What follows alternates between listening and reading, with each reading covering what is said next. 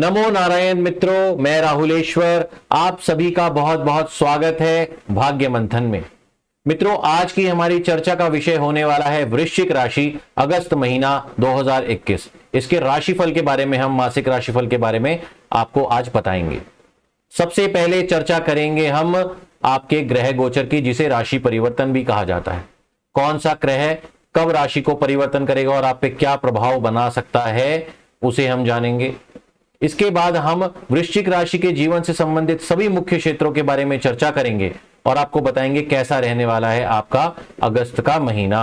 और अंत में हम बात करेंगे ज्योतिषीय उपायों की कि क्या ज्योतिषीय उपाय किए जाएं जिससे कि यह महीना आपके लिए और भी सुंदर बन सके। तो चलिए ज्यादा यहां पर समय व्यर्थ ना करते हुए हम चलते हैं। स्क्रीन पे आ गई है, देखिए आपकी वृश्चिक राशि के ग्रह गोचर की स्थिति। सबसे पहले इस नवग्रह के जो हमारे राजा हैं सूर्य, उनकी स्थिति को जानेंगे। 16 अगस्त तक कर्क राशि में विराजमान रहेंगे। 1 अगस्त से 16 अगस्त तक वृश्चिक कर्क राशि में विराजमान रहेंगे और 17 तारीख को गोचर करके चले जाएंगे अपनी स्वराशि सिंह में। मंगल ग्रह सिंह राशि में ही बने हुए हैं पूरे माह, अगस्त का पूरा माह मंगल ग्रह सिंह राशि में ही रहने वाले हैं। बुध ग्रह की स्थिति इस महीने में 3 राशियों में रहेगी। पहली 8 तारीख तक रहने वाले हैं आपके बुध ग्रह कर्क राशि में। उसके बाद 9 तारीख को गोचर कर लेंगे और चले जाएंगे सिंह राशि में। 26 तारीख तक यहीं बने रहेंगे। इसके बाद 26 तारीख को फिर एक बार गोचर करते हुए चले जाएंगे अपनी स्वराशि कन्या में। बृहस्पति की स्थिति जाने तो कुंभ राशि में वक्री स्थिति में बृहस्पति पूरे माह रहने वाले हैं कुंभ राशि में। शुक्र की स्थिति 2 बार बदलेगी। 10 तारीख तक रहने वाले हैं सिंह राशि में और 11 तारीख को गोचर करके चले जाएंगे अपनी नीच राशि कन्या में और महीने के अंत तक यहीं बने रहेंगे। शनि की बात करें तो शनि पूरे महीने मकर राशि में रहेंगे। राहु ग्रह पूरे महीने वृषभ राशि में रहेंगे और केतु ग्रह भी पूरे महीने वृश्चिक राशि में रहेंगे। मित्रों, इन्हीं ग्रह गोचर राशि परिवर्तनों के अनुसार हमने आपका अगस्त माह का राशिफल तैयार किया है। तो चलिए यहां पर ज्यादा समय व्यर्थ न करते हुए आगे बढ़ते हैं। स्क्रीन पे देखिए आपकी चंद्र कुंडली खुल गई है। वृश्चिक राशि वालों की चंद्र कुंडली है ये। और इसमें मैं आपको एक सूचना और देना चाहूंगा, जिन लोगों के पास कुंडली है वो इसे देखें चंद्र कुंडली के अनुसार, और जिन लोगों के पास कोई डेटा ही नहीं है, कोई कुंडली ही नहीं है, तो वो नाम राशि अक्षरों से देखें। नाम अक्षर हमने स्क्रीन पे दिए हुए हैं। तो चलिए यहां पर आगे बढ़ते हैं और सबसे पहले इस क्षेत्र में चर्चा करते हैं आर्थिक स्थिति की। मित्रों, इस समय पर देखिए आर्थिक स्थिति की चर्चा हम इसलिए पहले करते हैं क्योंकि ये बहुत जरूरी है। धन जीवन के लिए, परिवार के लिए और सभी चीजों के लिए जो हमारे परिवार से जुड़ी है उसके लिए धन बहुत आवश्यक है। तो इसमें देखिए सबसे पहले चंद्र कुंडली में जो धन भाव के स्वामी आपके बनते हैं वो है धनु राशि, और धनु राशि का स्वामित्व जो है वो बृहस्पति को प्राप्त होता है। बृहस्पति सुख स्थान में विराजमान है वक्री स्थिति में। आपकी चंद्र कुंडली का 4था भाव सुख स्थान है।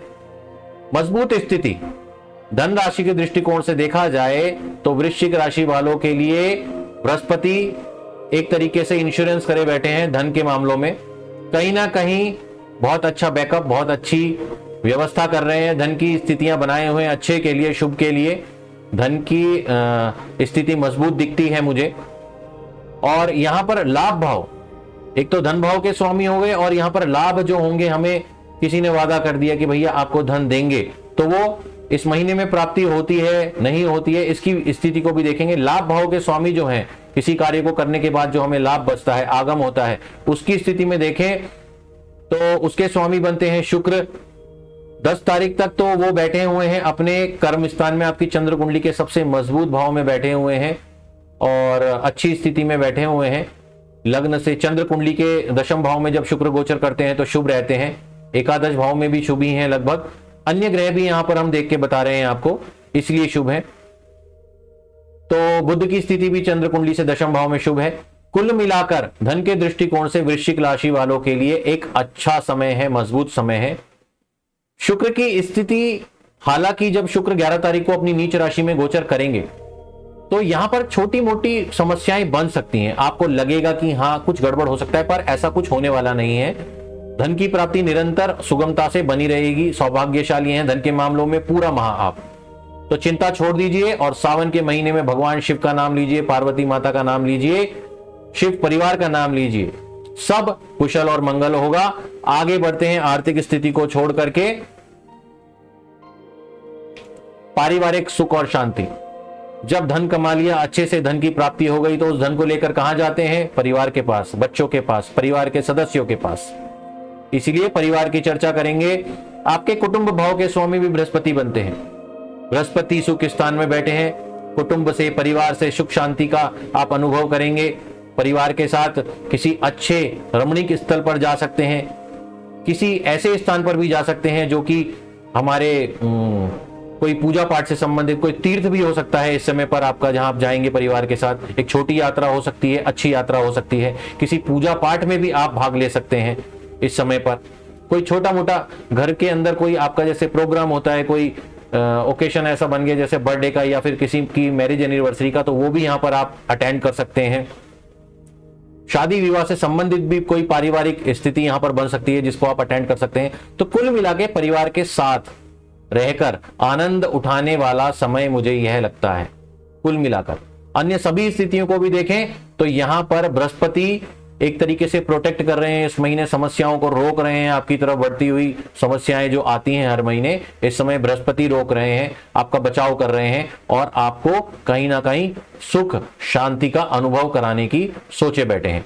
तो चलिए पारिवारिक स्थिति को छोड़कर अब हम चलते हैं व्यापार और व्यवसायियों के लिए कैसा रहने वाला है अगस्त माह। देखिए इस समय पर आपकी चंद्र कुंडली जो है, चंद्र कुंडली से कर्म स्थान देखा जाता है दशम भाव से। केंद्र का सबसे मजबूत हिस्सा होता है ये, इसके स्वामी आपके सूर्य बनते हैं और सूर्य की स्थिति चंद्र कुंडली से आपकी दशम भाव और एकादश भाव में दोनों तरीके से शुभ बनी हुई है, मजबूत स्थिति है यह भी। हालांकि जो दशम भाव से 4 ग्रह निकल कर जाएंगे, मंगल तो यहीं पर विराजमान है एक तरीके से, लेकिन फिर भी स्थिति शुभ है। ध्यान रखना है इस समय पर, बस आपको छोटी छोटी चीजों का ध्यान रखना है। बड़ी चीजों की तरफ, बड़ी चीजें तो अपने आप होंगी, अच्छी चीजें अपने आप होंगी, पर छोटी छोटी चीजों को भी नजरअंदाज ना करें, क्योंकि कई बार क्या होता है सफलता बस छोटी छोटी चीजों के कारण निकल जाती है। कहीं पे छोटी सी मिस्टेक हुई और चीजें निकल गई आपके हाथ से, क्योंकि यह महीना मजबूत है। दशम और एकादश भाव से सूर्य गोचर करेंगे जो कि मजबूत भाव है, तो व्यापारियों के लिए शुभ समय है। विस्तार का, व्यवसाय को बढ़ाने का लाभ ज्यादा यहां पर आपको मिलेंगे। आप जो कार्य करने निकलेंगे उसमें सफलता मिलेगी। तो इस प्रकार का जब ग्रह गोचर का बनता है हिसाब तो अच्छा ही होता है। राहु की स्थिति भी अगर मैं देखूं, क्योंकि डे टू डे डीलिंग से रिलेटेड सप्तम भाव होता है जिम्मेदार, और राहु यहां पर विराजमान है वृषभ राशि में, तो यह भी जो एक स्थिति है अन्य गोचरीय ग्रहों को देखने के कारण मैं बता रहा हूं कि यहां पर आपको अचानक से मित्रों द्वारा या अन्य किसी कारण से अचानक से लाभ प्राप्त हो सकता है। तो वैसे भी व्यापार और व्यवसायियों के लिए अच्छा समय है कुल मिलाकर। चलिए आगे बढ़ते हैं और देखते हैं नौकरी पेशा जो लोग हैं उनके लिए कैसा रहने वाला है। देखिए सेम कंडीशन यहां पर बनती है, दशम भाव से ही नौकरी भी देखी जाती है और डे टू डे जो आप काम अपने कर रहे हैं ऑफिस में वो देखी जाती है हमारी 7th हाउस से। तो यहां पर क्या है, 4 ग्रह जब दशम भाव से निकलेंगे तो कुछ ना कुछ छोटी मोटी परेशानियां आ सकती हैं जो कि हर नौकरी में आती ही हैं। कुछ नए चैलेंजेस लेने के लिए आप हर रोज ऑफिस जाते हैं और आपको मिलते हैं। कई बार थोड़ा नॉर्मल भी रहता है, ज्यादा चैलेंजेस नहीं होते, लेकिन फिर भी बहुत अच्छा महीना है तरक्की के लिए, आपकी इंक्रीमेंट के लिए। जो भी आप सोचे बैठे हैं कि मैं इस महीने में करूंगा प्लानिंग, वो यहां पर मुझे पूरी होती हुई दिखती है। क्योंकि 4 ग्रह इकट्ठे होंगे कर्म स्थान में तो थोड़ा राजनीति भी यहां पर हो सकती है, उससे बचाव की आपको आवश्यकता है। सोच समझकर कार्य करें, हद से ज्यादा किसी पर भरोसा ना करें। विश्वास अलग चीज है, लेकिन हद से ज्यादा बिल्कुल किसी पे डिपेंड हो जाना गलत है। इस समय पर अच्छी स्थिति है, यात्राएं हो सकती हैं कार्यों के चलते, नौकरी के कारण कहीं पर यात्रा पे भी आप निकल सकते हैं छोटी मोटी, जो कि सफलता की सूचक है, सफलता देंगी आपको आपकी यात्राएं भी। कुल मिलाकर नौकरी पेशा वालों के लिए अच्छा है। चेंज करना चाहते हैं, चेंज के लिए कहीं पर आवेदन करा हुआ है, रेज्यूम डाला हुआ है आपने, तो सफलता मिल सकती है। 17 तारीख के बाद आपको शुभ सूचना मिल सकती है, यहां पर मुझे लग रहा है। क्योंकि 16 तक तो सूर्य देखिए भाग्य स्थान में ही बैठे हैं, लेकिन उसके बाद बहुत अच्छा है। दूसरा गोचर भी जो करेंगे, तीसरा गोचर भी जो करेंगे अगस्त के बाद, उसके बाद भी आपके लिए अच्छा ही है। सितंबर वहां भी देखे जाए तो सूर्य के दृष्टिकोण से अच्छा ही लगता है नौकरी पेशा वालों के लिए। तो यह अच्छा समय है, कुल मिलाकर आनंद लीजिए। जीवन साथी के दृष्टिकोण से देखूं मैं तो जीवन साथी के लिए सप्तम भाव जिम्मेदार होता है। सप्तम भाव में राहु विराजमान है। धन धान्य और कार्य के लिए तो देखिए अच्छा है, लेकिन राहु संदेह का कारक भी होते हैं। और आपके जो सप्तम भाव के स्वामी बनते हैं वो शुक्र हैं। दशम भाव में है पहले विराजमान, उसके बाद दशम भाव से चले जाएंगे एकादश भाव में, नीच राशि में। तो कहीं ना संदेह करने की स्थिति जीवन साथी पर बन सकती है आपकी, और इस पर बिल्कुल भी ध्यान मत दीजिए। बहुत ज्यादा आपको कष्ट होगा। अगर आपको कहीं पर लगता है कोई संदेहात्मक चीज आपको लगती है तो उसके लिए चर्चा करिए जीवन साथी से, अंदर ही अंदर उसको भुनाइए मत। संदेह विष के समान होता है, कहीं ना कहीं अच्छे संबंधों को भी खराब कर देता है। इसका इलाज सबसे अच्छा यह है, जब किसी चीज पर आपको लगे कि गलत है या मेरे हिसाब से मुझे समझ नहीं आ रही, उसको जाके बिल्कुल आप उसको डिस्कस कर लीजिए। तो यहां पर क्या है, राहु का जो यह वाला प्रभाव भी है समाप्त हो जाएगा। तो कुल मिलाकर ध्यान रखें, समझदारी से काम करें तो इस महीने का आप भरपूर लाभ उठा सकते हैं अपने जीवन साथी के साथ। तो चलिए आगे चलते हैं। प्रेम संबंध, प्रेम संबंधों के लिए पंचम भाव देखा जाता है। पंचम भाव बुद्धि विद्या शिक्षा और प्रेम से संबंधित होता है। उच्च शिक्षा भी देखी जाती है इससे। पंचम भाव के स्वामी बृहस्पति बनते हैं, सुख स्थान में बैठे हैं आपके इस समय। बहुत ही शुभ स्थिति है। जो प्रेमों में, प्रेम संबंध में पड़े हुए हैं, विवाह के लिए बात करें, बहुत अच्छा समय है। जल्दी से आपको आपकी जो यह समस्या है कि विवाह नहीं हो रहा था या नहीं मान रहे थे, यहां पर उस पर बहुत ही अच्छे से विचार करेंगे परिवार वाले और किसी निर्णय पे पहुंच सकते हैं, किसी सकारात्मक निर्णय पे पहुंच सकते हैं। अच्छी खबर आपके लिए हो सकती है। तो प्रेम संबंधों में जो पड़े हैं वो इस तरफ आगे बढ़िए, आपके लिए समय शुभ रहेगा। मेरी भी शुभकामनाएं हैं आपके साथ। दूसरा, जो प्रेम का वेट कर रहे थे कि जीवन में प्रेम आए, बिल्कुल तैयारी करके बैठे थे, उनके लिए भी यह समय सही है, क्योंकि बृहस्पति का जो प्रभाव है और अन्य राशियों का भी जो प्रभाव है, खास करके मैं यह बोलूंगा कि 26 अगस्त के बाद अचानक से कोई ऐसा व्यक्ति आपके जीवन में आ सकता है जो आपको बहुत पसंद करेगा, आपके विचारों को समझेगा, सारी चीजें आपके जीवन से संबंधित समझेगा और एक अच्छा पार्टनर साबित हो सकता है। 26 तारीख के बाद जब बुध जाएंगे एकादश भाव में कन्या राशि में, अपनी स्वराशि में जाएंगे, तो मित्रता की सौगात एक तरीके से आपके को मिल सकती है एक पार्टनर के रूप में। तो अच्छा समय होगा यहां पर। तो चलिए प्रेम संबंधों को छोड़कर चलते हैं अब शिक्षा, विद्यार्थी वर्ग। पंचम भाव विद्यार्थी वर्ग के लिए भी देखा जाता है। बृहस्पति सुख स्थान में है, केंद्र में ही विराजमान है। अन्य ग्रह भी ठीक हैं आपके इस समय पर। मेरे हिसाब से शिक्षा के लिए उत्तम समय है और इस समय पर आपके द्वारा किए गए प्रयास अच्छे रहेंगे, मेमोरी अच्छी रहेगी, एकाग्रता आपकी बहुत अच्छी रहेगी। प्रतियोगी परीक्षाओं में जिन लोगों ने एनरोल किया है, अपीयर हुए हैं, जिन्होंने पर्चा भरा है, उन लोगों के लिए 17 तारीख के बाद से अच्छी खबर आ सकती है और 26 तारीख के बाद और भी अच्छी खबर आ सकती है। कुल मिलाकर अच्छा रहेगा। बुद्धि के स्वामी बुध अपनी राशि में जाकर देखेंगे आपके पंचम स्थान को। बहुत ही शुभ योग बन रहा है, यहां पर सुंदर योग बन रहा है। प्रयास करते रहिए, मेहनत करिए, समय से उठिए, समय से सोइए, इस नियम को अपनाइए, बहुत अच्छा रहेगा आपका जीवन। चलिए आगे बढ़ते हैं। स्वास्थ्य, हेल्थ इज वेल्थ, हमेशा से मैं आपको बताता हूं, बिना हेल्थ के कोई भी चीज नहीं है। यह अपना शरीर जो है, जब तक ये स्वस्थ है तभी तक सारी चीजें हैं, अन्यथा सब चीजें बेकार है अगर शरीर खराब हो गया, अस्वस्थ हो गया तो देखिए इसमें लग्न की स्थिति मंगल मजबूत होकर बैठे हुए हैं, एक ही राशि में, मित्र राशि में बैठे हुए हैं। 17 तारीख के बाद सूर्य और ज्वाइन कर लेंगे इनको यहां पर, तो मजबूती लेकर बैठे हुए हैं। बुध भी 8 तारीख तक बैठे हुए हैं, उसके बाद बुध भी बहुत स्ट्रांग है। राहु की दृष्टि पड़ रही है लग्न पर, शत्रु ग्रह हैं आपके लग्न, चंद्र कुंडली के लग्न के, आपकी चंद्र राशि के, तो कहीं ना कहीं प्रभावित करेंगे। राहु सप्तम भाव में होने के कारण देखिए क्या होता है, आपका कमर से नीचे का हिस्सा जरूर प्रभावित होता है। मूत्र विकार से भी संबंधित समस्या हो सकती है और कहीं ना कहीं पाचन भी आपका बिगड़ सकता है। जठराग्नि थोड़ी सी कमजोर हो जाती है।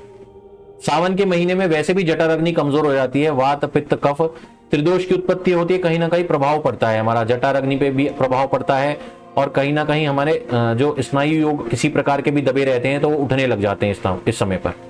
तो इसी से संबंधित आप परेशान होंगे, ज्यादा कोई बहुत बड़ी परेशानी नहीं है, क्योंकि चंद्र कुंडली के जो स्वामी हैं मंगल, वो अपनी मित्र राशि में बैठे हुए हैं, राजा के घर में सेनापति बैठे हुए हैं, तो संरक्षण पूरा मिल रहा है, स्वास्थ्य मजबूत कर रहे हैं सूर्य 17 तारीख के बाद। 17 तारीख से पहले छुटपुट समस्याएं हो सकती हैं, पीड़ा संबंधी, किसी प्रकार का मूत्र विकार, पाचन संबंधी कोई प्रक्रिया में गड़बड़ी, इस प्रकार के योग बन सकते हैं, लेकिन उसके बाद बहुत अच्छा है कुल मिला के। तो चलिए स्वास्थ्य को छोड़ देते हैं यहां पर और आगे बढ़ते हैं मित्रों ज्योतिषीय उपाय। कंक्लूजन पे आ गए हम यहां पर कि क्या करना चाहिए। ग्रहों की स्थितियों को देखते हुए जो नकारात्मक प्रभाव डालने वाले ग्रह हैं और सकारात्मक जो ग्रह हैं उनको और कैसे अच्छा कर लें, इस कंक्लूजन पे हम आ गए हैं कि ज्योतिषीय उपाय क्या करें। मित्रों इस समय पर मेरे को 2 उपचार आपके लिए बहुत ज्यादा अच्छे लगते हैं, वो है राहु का उपचार और शुक्र का उपचार। राहु ग्रह का उपचार इसलिए क्योंकि सप्तम भाव में बैठे हैं, आपको आपकी चंद्र कुंडली के लग्न भाव को सप्तम दृष्टि दे रहे हैं, अनुकूल नहीं है क्योंकि शरीर को प्रभावित करते हैं कहीं ना कहीं, और कोई छोटी मोटी मानसिक रूप से परेशानी के कारण भी बन सकते हैं। दूसरा शुक्र की स्थिति में इसलिए थोड़ी नकारात्मक बोलूंगा क्योंकि नीच राशि में गोचर करेंगे इस बार अपनी, और करीबन आप ये मान के चलिए कि पूरे के पूरे 20-21 दिन रहने वाले हैं आपके लाभ भाव में, तो कहीं लाभों को प्रभावित ना करें, इसीलिए शुक्र का उपचार करना है। राहु के लिए क्या उपचार करना है, नीलकंठ स्तोत्र का पाठ करें, और नीलकंठ स्तोत्र के पाठ के साथ आप यह कर सकते हैं कि भगवान शिवलिंग पर आप मतलब शिवलिंग के ऊपर आप जल, कच्चा दूध और काले तिल चढ़ाएं, इससे आपका जो है राहु का उपचार हो जाएगा बहुत अच्छे से। शुक्र के लिए मैं यही बोलूंगा आपको कि महालक्ष्मी का पूजन करें इस समय पर, क्योंकि शुक्र यहां पर लाभ भाव से संबंधित है, तो शुक्र को यहां पर अच्छा बनाने के लिए और महालक्ष्मी की प्रसन्नता के लिए महालक्ष्मी चालीसा का पाठ करें, इससे आपके लिए जो है कि अष्ट महालक्ष्मी प्रसन्न होंगी और अष्ट प्रकार की जो दरिद्रता होती है वो यहां पर समाप्त होगी मित्रों। तो आप महालक्ष्मी चालीसा का पाठ रोज करें और शाम के समय महालक्ष्मी को गुलाब या कमल का पुष्प चढ़ाएं, बहुत ही सुंदर उपाय है और सरल भी है। चलिए मित्रों अब हम आगे बढ़ते हैं और आपसे एक अनुरोध करना चाहते हैं, क्योंकि यहां पर आपका अगस्त महीने का विश्लेषण समाप्त हो चुका है। मित्रों यदि आप हमारा चैनल वॉच कर रहे हैं रेगुलर, तो कृपया इसे सब्सक्राइब कर लें और साथ में जो बेल आइकन होता है उसे भी प्रेस कर दें, जिससे कि आपको सभी नोटिफिकेशन समय पर प्राप्त हो पाए और हमारे द्वारा चैनल पे अपलोड किए जाने वाले वीडियोस का नोटिफिकेशन समय से मिल पाए और आप समय से उस वीडियो का लाभ उठा पाए। दूसरी बात, कोविड-19 चल रहा है, 2 गज की दूरी, मास्क है जरूरी, सैनिटाइजर भी है जरूरी, और वैक्सीनेशन नहीं लगाई है तो सबसे पहले उसे लगवा लीजिए। और आपके आसपास जो भी असहाय हैं, जो भी वृद्ध लोग हैं जो सहायता चाहते हैं, उनकी कृपया खुले हाथों से मदद करें।